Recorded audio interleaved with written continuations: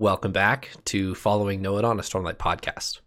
This week is episode 86, and we are doing interludes before part 5 of Oathbringer.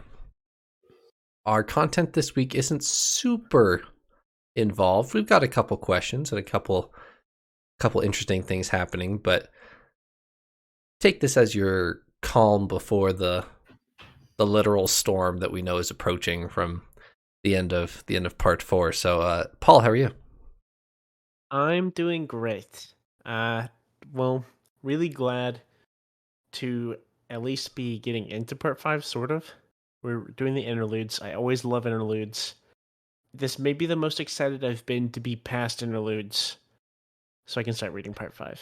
So That's fair. Eliot? I hear you, Paul. I hear you for sure. If I'm being honest, I'm feeling a little under the weather tonight, but the beauty of technology is I can quarantine and still record with you guys. So I'm excited to talk about these chapters. They were pretty fun. Sounds good. Can I get 2 words to summarize this episode, Paul? Or let's back up. Who's on your mug? Oh, mug of the week. All right. So we're actually making a little full circle moment, and I don't know how dramatic I should do this. And we're going back to our first supporter. Comment down, but we'll pause the video here and see if you can remember who the first supporter was. And it is, it's Sorry if once again if I say your name wrong. Ingun. I struggle to get the lighting off the mug, but Ingun has been supporting us for months now, and we really, really appreciate the support. This mug is from The Office, the TV show The Office. Over here it has assistant to the regional manager. So if you're an Office fan, I am an Office fan. So yes. Thank you, Ingen. We appreciate it. Thank you. All right.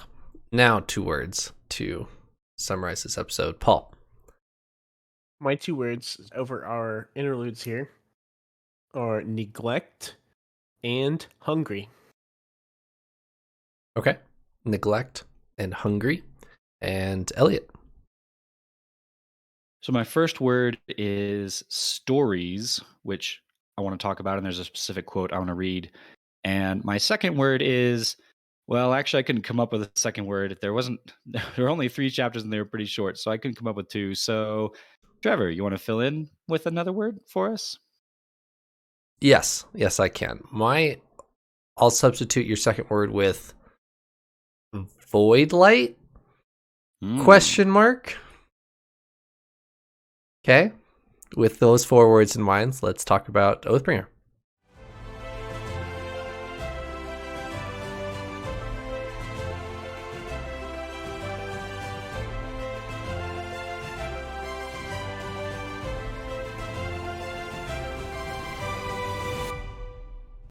All right, my 2 words. First of which is neglect, and that is a reference to Teft and our Teft interlude here. I don't think we've had one Teft POV before, I think. Just one. But anyways, we see him and his Spren, who I am fully assuming is a Windrunner Spren. And it just seems to be a very broken relationship of him neglecting his Spren. So that was that word.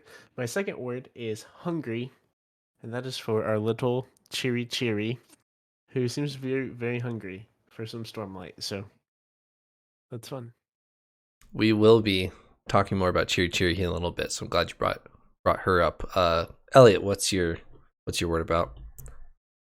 So I picked stories for a one-liner quote that honestly doesn't have much to do with anything that's in the rest of these interludes, but it's kind of a good little quotable, tweetable kind of quote. I'll go ahead and read it. One can believe in a story without believing it happened. I want to talk a little bit more when we get to that section, but I latched onto that quote and I was like, that's really good. Yeah, I also enjoy that. I also enjoy the context of that quote, which we'll talk a little bit more about. And my word is void light. And I don't know if you guys caught it I'm going to bet Eliot did, but there is a mention of the word void light in Interlude 13. And if it's not the first mention we've had of this word, it's going to be the second. There might have been one other mention of this word before, but I do want to highlight this word because it's kind of important. I did notice it for sure. I'd be willing to bet that Paul caught it as well, because we've mentioned it before briefly, because we've tied it to our one little nugget we've been hanging on to since the very, very, very beginning, the dark sphere from the prologue of Way of Kings, and we've tied together the dark light in the comparison to that. And so I did key into that and do want to still learn more about whatever the heck void light is. Yeah, I believe we had a mention of it before. And yeah, because we've used that term, and so I'm just assuming it's been mentioned. So All right. Let's back up to Interlude 12 and talk about Venli. She gives her standard speech, which we've seen up until in her interludes up until this point. She's being used kind of as a public figure to the singers by the Fused. She's being paraded around Roshar, and she gives her speech of, don't just be listeners, be singers, go fight the humans and go take back Roshar. And she is giving this speech to the Thaylen singers who have been recently revived by the Everstorm. And they are clearly, it's clearly a seafaring singer group because they're from Thaylen City. They're used to sailing, and then they stole Thaylen City's fleet, and they're using the Everstorm to sail really quickly and attack Thaylen City. So what you guys get from this interlude? I'll be honest, not much at all, really. It was a very interesting interlude. I enjoyed it. Getting to see more of Venli is always interesting to me, specifically because we know she's the primary character of the next one. So I'm always, attentive when I see Venli perspective coming around. So I'm enjoying seeing her side of the story and trying to piece things together. But as far as like bits of information that were super relevant, I didn't really notice any. I'm sure there were some for the rereaders, but I didn't notice any. yeah, I was gonna say similarly. I didn't feel like I picked up anything super groundbreaking in this. Um, most things we've seen with Venli recently have been pretty interesting and kind of starting to ramp up that storyline for the next book, but I didn't gain too much. And that's totally fine. And the only question that I want you guys to think about coming out of this interlude, and we've seen this before, but why do the Fused not trust Venli around the other singers?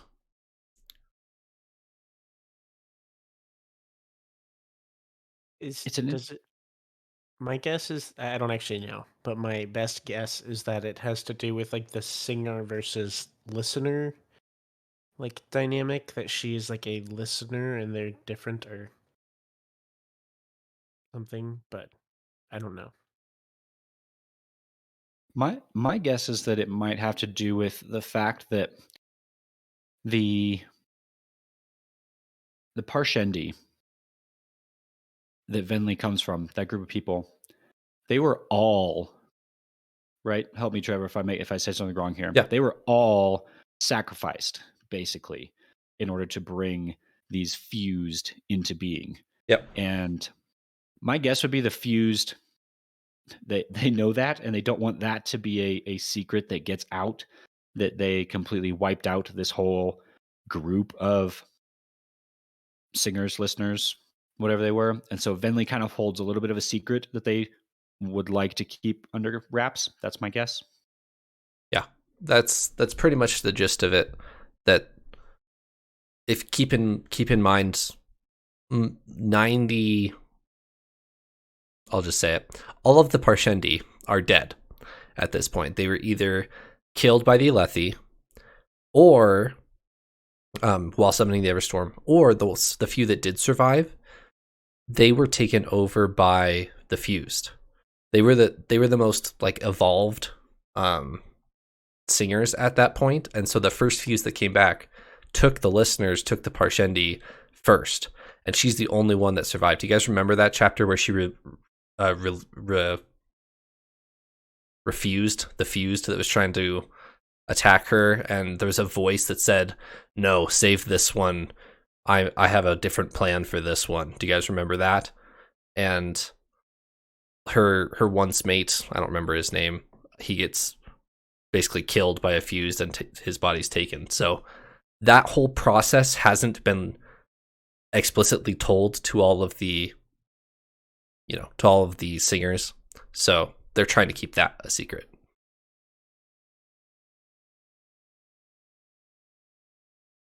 Anything else before Interlude 13? All right.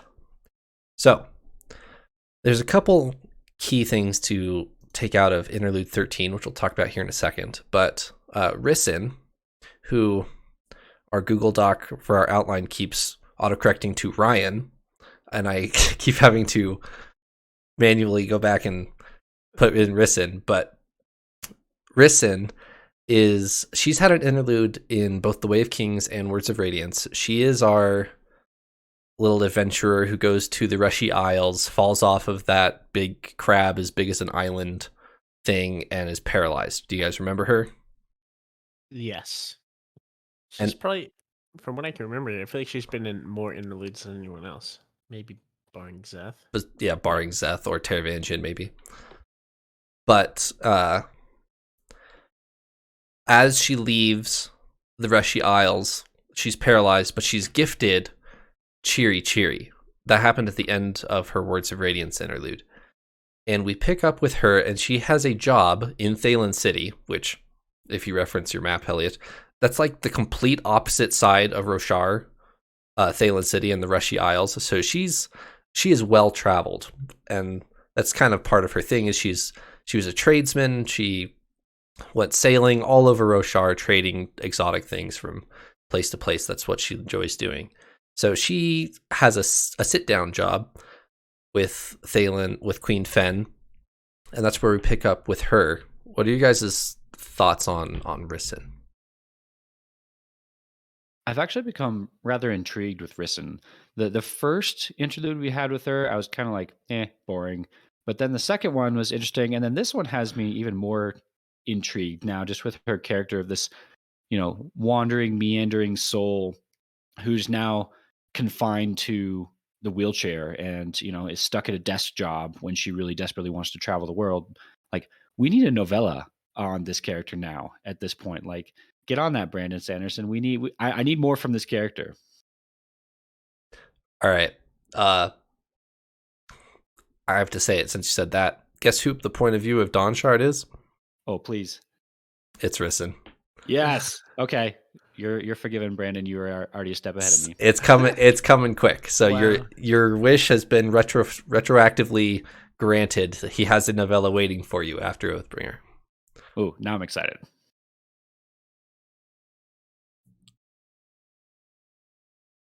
I knew they'd do something, like, given these interludes, I knew they'd do something big with her, but I'm actually surprised a little bit. I was surprised as well. They didn't release that Dawnshard would be, or maybe they did, but I didn't know that Dawnshard would be Rysn's until I literally started reading it.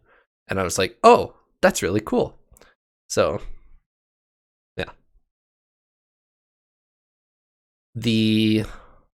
Her little pet, Larkin, is what Cheery Cheery is called. What are you guys' thoughts on Cheery Cheery? There's a couple specific interactions Cheery Cheery has in this interlude. Did you guys pick up on them? Specifically with Stormlight. Well, or I'm assuming it's a she. She. I don't really know. She feeds off of Stormlight, where when Rysn's old master, whose name I can't really pronounce, Vistim or something like that. Yeah, just put an I between the V and the S, and you've got his name, Vistim. Vistim. Okay. When that guy shows up, he brings like a gift of some Stormlight for Cheery Cheery. So it's like a little treat for a dog. Well, no, the Cheery Cheery feeds off of Stormlight, which we've already seen prior to this interlude. The incredible power that can bring, because I don't know if you guys, I'm sure you remember, Trevor, but back many interludes ago, I think it was Nail who wielded a Larkin when he brought down Lift. Correct. Back in Azir, I want to say that's where they were at in the time. Yep, this was an Edge Dancer, and he drains Lift's Stormlight with a Larkin. So we know they can be used as weapons defensively and offensively, really. And we see Rysn do that at the end of this interlude. So if you've got a Night Radiant, a Surge Binder coming after you, it's very useful to have a Larkin to suck up all their power, which apparently also works on Void Light, which is intriguing. I do want to hop on that real quick, and I'll let you talk here in a second, Paul. But we get confirmation in this interlude that there is a light weaving equivalent of a fused. So you can kind of pretty much guess that. There's Windrunner's equivalents. There must be a light weaving equivalent. But while we're in this vault, which we'll talk about the King's drop here in a second and why they're after it, but one of the guards is a light weaving fused, and he's light weaved a human's face in front of his carapace or whatever. And so we've got it confirmed that the term Void Light is used, and he has similar powers to a light weaver. So that's something we need to look out for.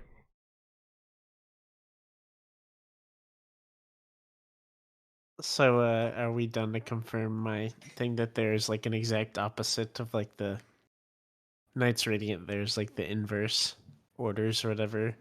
Instead of Light Weaver, it's Light Unraveler.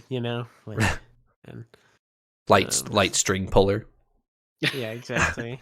Yeah. Windrunner, it's like, I don't know, Wind Jaywalker. I don't even know. But yeah, this was really cool to see. Like I was a little surprised, but that was really awesome. I didn't pick up that Cheery Cheery could suck in Void Light though.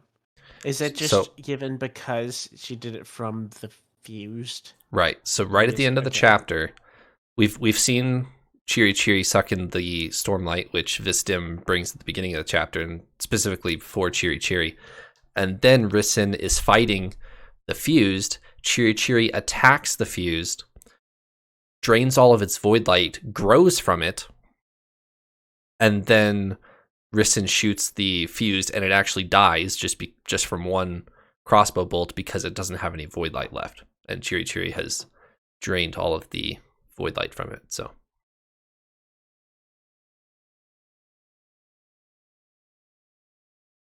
I was particularly curious about the growing thing, because I was assuming that if Cheery Cheery feeds off of Stormlight all the time, then if Stormlight is what makes her grow, she'd have done that by now, which it doesn't seem like she has.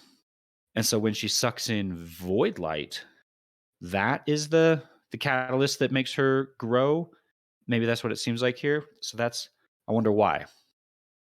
And I did not think about that. I was thinking of like, oh, maybe it was because it was a great amount, or it's from a surge binder, right? It's from like a person. And it also could be specifically because there's a spren attached to the Void Light she's sucking in, because there's gem hearts for fused, and so there's a spren attached to it. If you're just doing Stormlight in a sphere, there's no spren attachment there, so it's just raw Stormlight instead of killing a spren, if you will.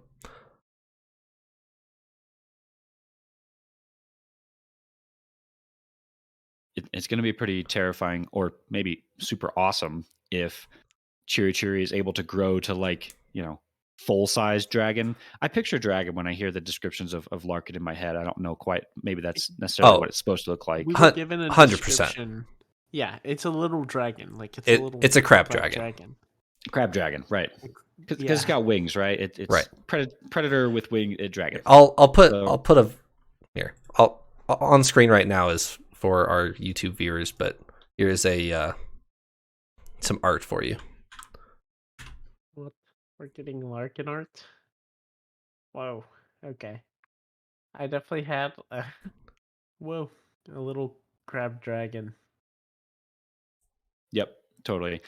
But I'm now envisioning, okay, if Chiri can feed off of void light and grow, what if, like, Chiri can like grow indefinitely? Can we get, like, Right. full size, I'm thinking like Thunderclast size Chiri, like have a big showdown between a dark Thunderclast and a Chiri Larkin on the other side. That'd be pretty cool.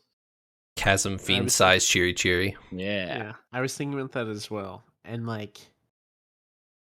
because we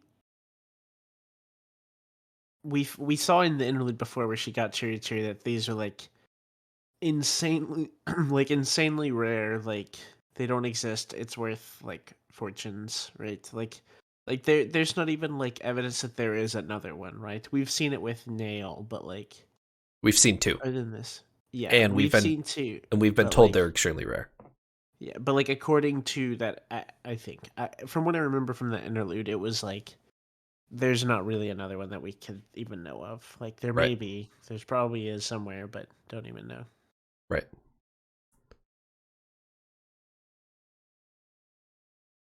All right, let's talk about the King's Drop.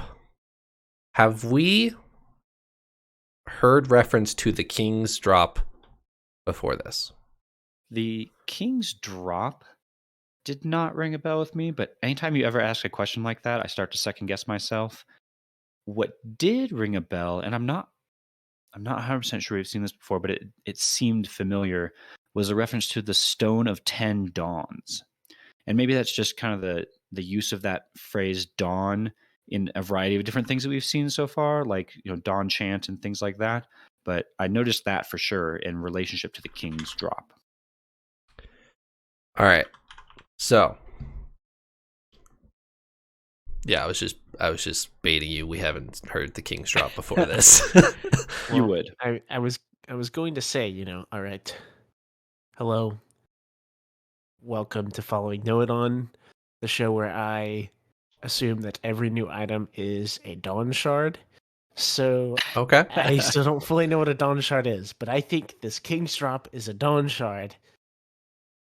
And my evidence for it is that they mentioned the Stone of 10 Dawns, and I think they're correlated to Dawn Shards. So here we are.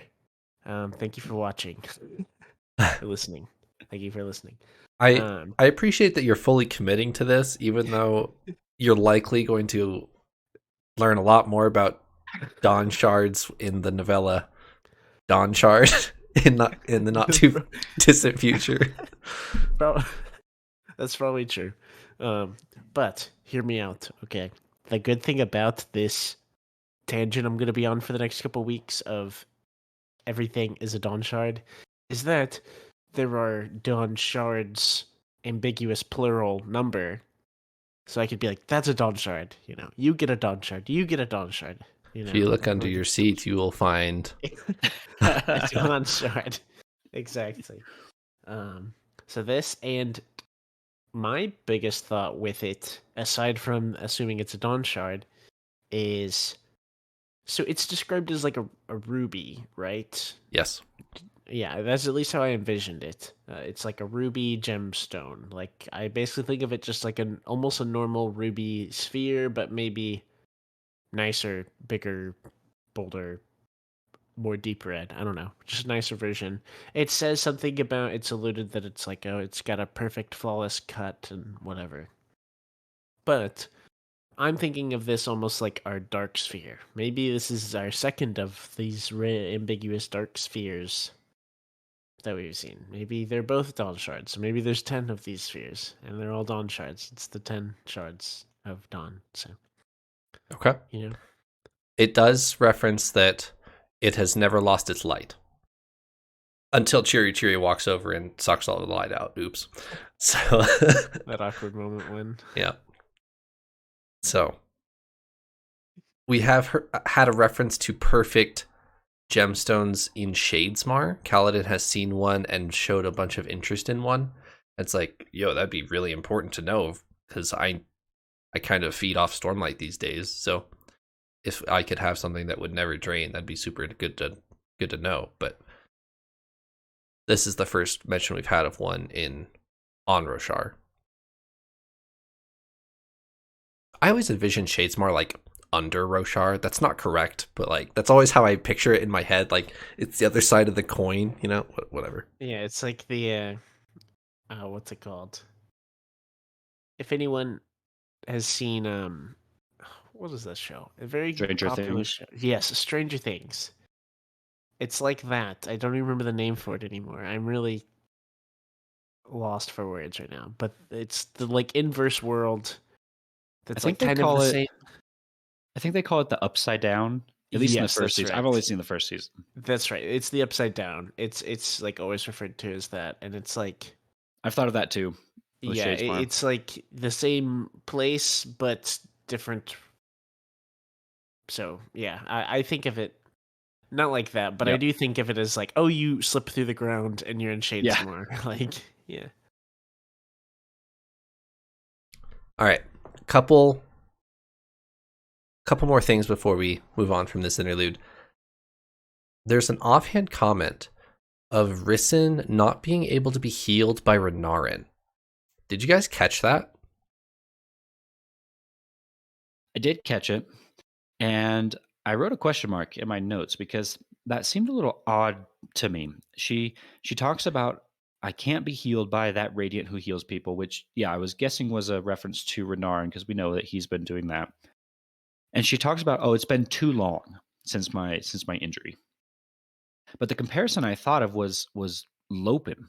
And maybe Lopin is a little bit different, and Trevor, maybe you can help us process it, but I didn't think that Lopin's loss of his arm was a recent thing. I didn't get that vibe from the chapters we read there. And he completely regrows an entire limb using the power of Stormlight.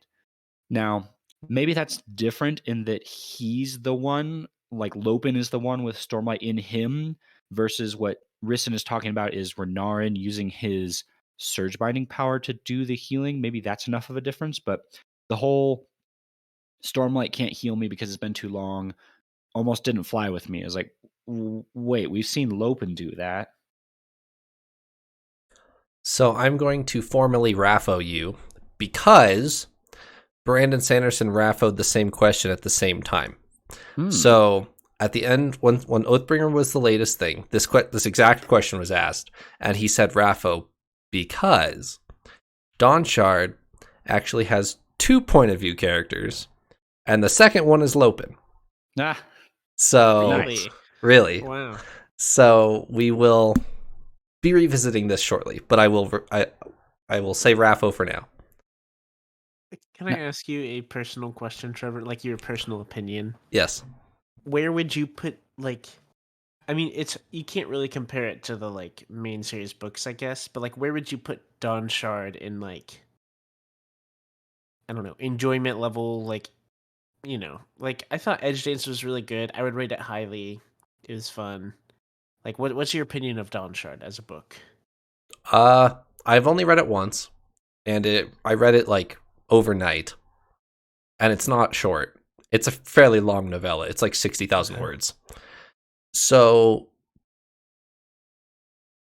I enjoyed it. Like it's really good, but I don't really remember it that well, to be honest.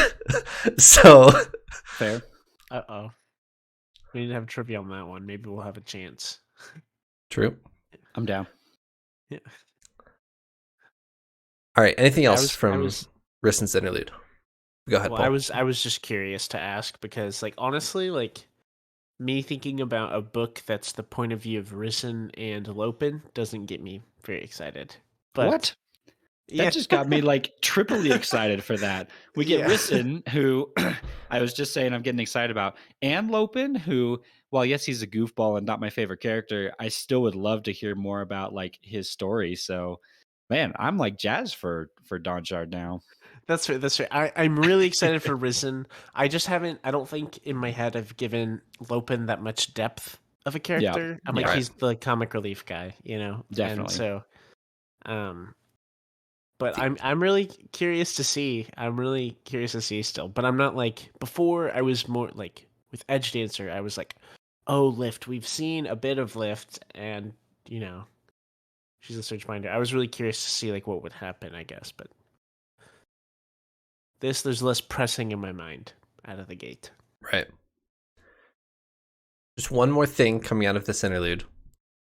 Rysn receives a deed of ownership, a deed of captainship to a ship that is pretty much across the world right now. But she's been given a title to a ship titled the Wandersail by Vistim. He had a ship made for her specifically, and it is waiting for her to captain. And she says, I can't take this. This is a ridiculously big gift. And he says, just think about it. And that's how it's left off there. So I thought that was super cool. The description of that ship seemed pretty awesome.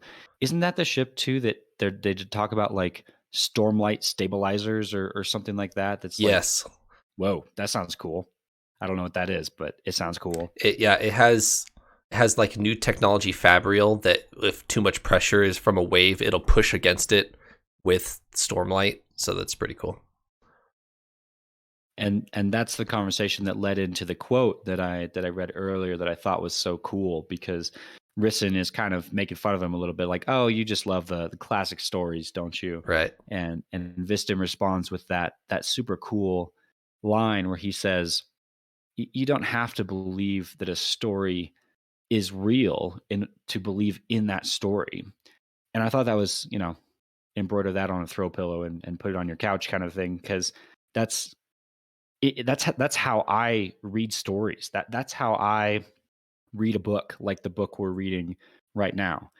Do I think the events in this book happened in some alternate universe or in our universe? No, but I believe in a lot of the things that are happening in this story, and I can latch onto them and use them to shape who I am. And I know that's packing a lot into a tiny little quote that maybe that's not exactly what that quote is supposed to be. But when I read that, that's totally where I went with it. Was I can absolutely relate with, believe in, and live by a story, even if that story isn't true. Yeah, I really enjoy that quote too, specifically because it's about the Wandersail. But anyway, or the Wandersail. Anything else from this interlude? All right, and to close our episode, we have a short-ish interlude, but it's certainly action-packed. Teft has just returned from Thalen City to Urithiru through the Oath Gate, and he's, normal, depressed Teft self. And his spren, Paul, you said this was one of your words, but his spren is there with him and saying, say the words, Teft, say the words. And, he's having none of it. And then Bridge 4 gets attacked. Do you guys want to pick this up? I'll pick it up here. First off, this is really short. Like this interlude, I'm on the audiobook, and it was like 4.5 minutes or something. Like it was tiny. But there was a good bit that happened. So, like Trevor said, we see Teft Spren one like basically begging him to say the words. He's like, "Please say the words," um, and it gives some descriptors. Right, it definitely seems like a honor Spren, like we've seen with Silfrena.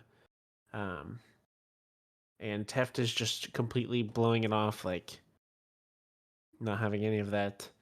And then someone comes and kills one of the bridgemen, right? It was someone I didn't actually remember who it was. Like, I didn't.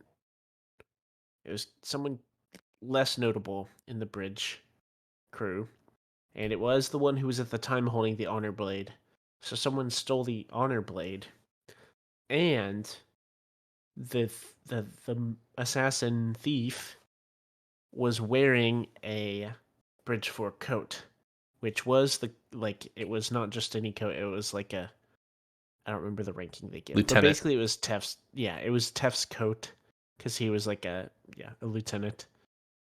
And so he's knowing it's the coat he sold when he was on drugs, effectively, when he was really down in the dump. So he was having a great bit of like internal remorse there with that. And yeah, so not the best moment for Bridge 4 there. They lost an honor blade, which is a big deal. Dalinar gives him the honor blade to look after. Oops, we lost it. Whoops. Yeah.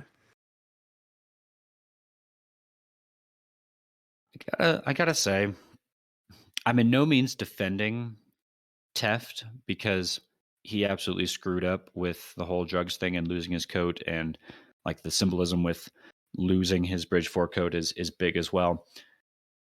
But we've just learned that the enemy has Lightweavers who can do illusions and disguises and things like that. So while from Teft's perspective, it seems like a logical conclusion that, oh, I lost my coat, someone showed up in a Bridge 4 coat, it's probably mine. As a reader, I'm not sold on that. It seems very plausible that another fused could be doing the whole Lightweaver thing to create a Bridge 4 coat for themselves to get into their house. So Teft might be beating himself up a little too hard for this, potentially. I agree. That's fair that he may be beating himself up too hard for it. But I don't know why what would the fused want with the honor blades? They have their own fused power, like that's just as good or better. Um, Maybe there's stuff we still don't know about their power, but I don't think that's not where my mind went, for sure. I was trying to figure out who it is, which I have no idea, but... Elliot, do you have something to add? I was just going to say, I think it might just be denying the asset to, are the good guys of maybe the Fused don't really need an honor blade. They've got lots of, apparently, these dark side surge binder folks, but taking away the honor blade is a big deal, right? Because if they know enough to know who had the honor blade, they know that Kaladin isn't at Urithiru, and you're effectively disarming your Windrunners from Urithiru by taking the honor blade. Which, of note, how did they know who had the honor blade? That's an interesting question, because we've been told before that they were Bridge 4 were being pretty smart about it, and they were passing it around. They were intentionally not, Rock had it to start with, but then it sounds like almost everybody's had a turn wielding it. So whoever did this knew enough to get into Bridge 4, which we already know they're a fairly organized and suspicious bunch. That's not going to be easy to do. And they knew who to target and when to target them. They were able to target them when there was just, 2 or 3 of them left in the barracks. So whoever did this had a lot of intel on Bridge 4. Yep. They did it while the majority of Bridge 4 were in Thalen City for the meeting, and they attacked Rock, and Isig and Eth is the one they kill. So would that mean that it has to be someone who knows them well? I'm trying to think of any people who are involved with Bridge 4 that I would suspect. I would say Moash normally, but I don't think he's hanging around. I don't think he could be that undercover. Keep in mind that Bridge 4 are actively recruiting right now. They've included some of the... This is back from part 2 of Oathbringer, when there's a lot of squires being recruited for Bridge 4. And so Bridge 4, there's the inner like 20 guys or whatever from the literal Bridge 4 from the Way of Kings, but it's more of a military company now. It's more like a couple hundred now, so you wouldn't have to get too close to specifically Kaladin or Rock or Teft to know this type of information, but you do have to be like in Urithiru to know that type of thing. It does start to make me think like inside job kind of thing. If someone had this much information, was it a member of Bridge 4 right. who did this? But perhaps the argument against that would be we have, I think, 2 surviving, Rock and somebody else, who survived this attack and haven't come out and said, oh, it was so-and-so. Like, it's someone they didn't recognize. So, yeah.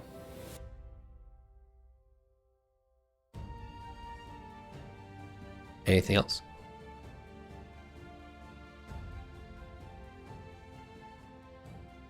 Nothing here. I'm really excited to read part 5. Just ready to get into part 5. Oh yeah. No more questions. Maybe we'll find out. Maybe we'll find out who this was. All right.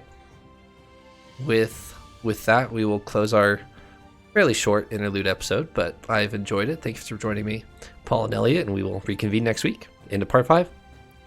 Laters. Peace out.